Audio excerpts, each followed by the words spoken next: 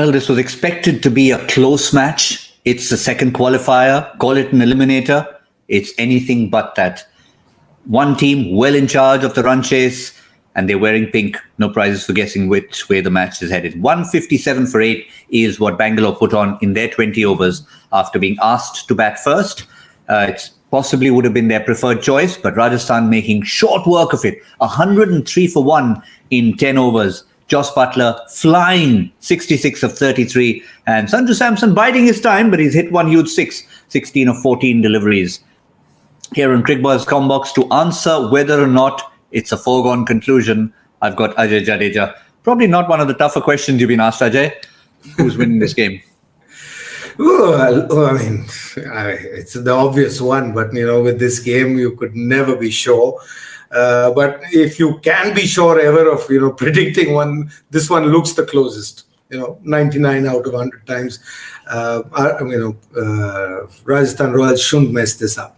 I don't see anything else left because the chance that when we were talking at the halfway stage, it was about the seamers, if they can pick up a wicket or not. You saw Jos Hazelwood bowl just 1 over to start, taken him off. Then fifth bowlers bowling, majority of the part of the game that's already gone.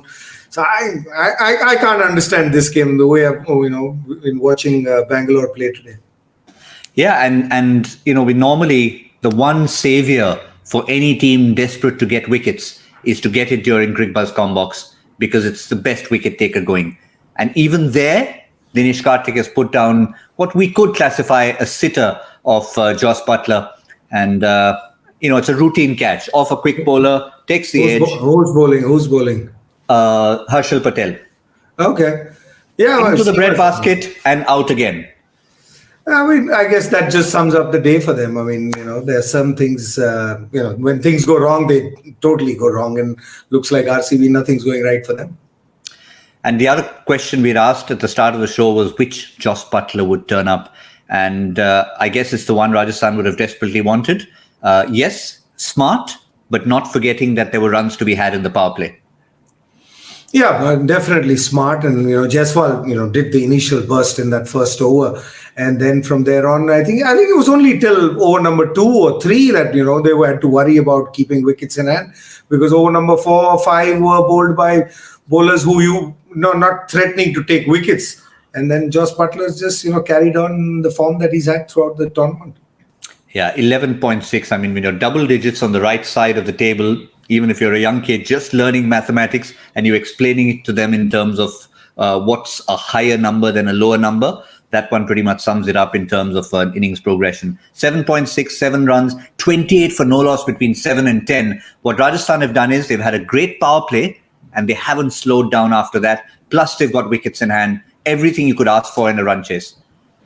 Yeah, everything you could ask for. You needed a solid start. You got that. And then you're just accelerating. And don't forget, it's only another 60 to get when we came on. I don't know what the score is now, but 60 to get off the last 10 with 9 wickets in hand. Forget modern day cricket anytime. In cricket, this is never too difficult. I know you've still got Harshal Patel's 3 overs, including the one now. So that's their strength, but that's only when it gets to the end and when people are going for him. You need 12, 15 and over is probably more effective. And that ain't going to happen today. Only if something's going to happen, they'll probably bowl them out.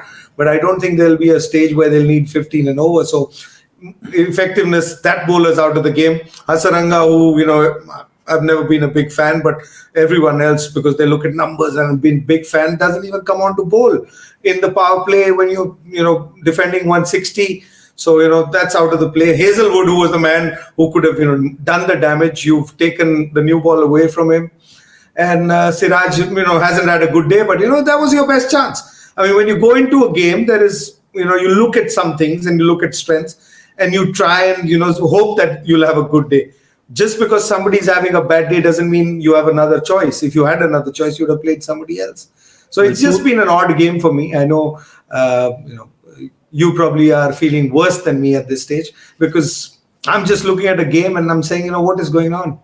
Well, for me, it was just a matter of a prediction early in the tournament. There's no sentiment attached to it. I know a lot of people sitting in Bengaluru are sentimental. They're attached to it. They've been using their slogan for 15 years right now.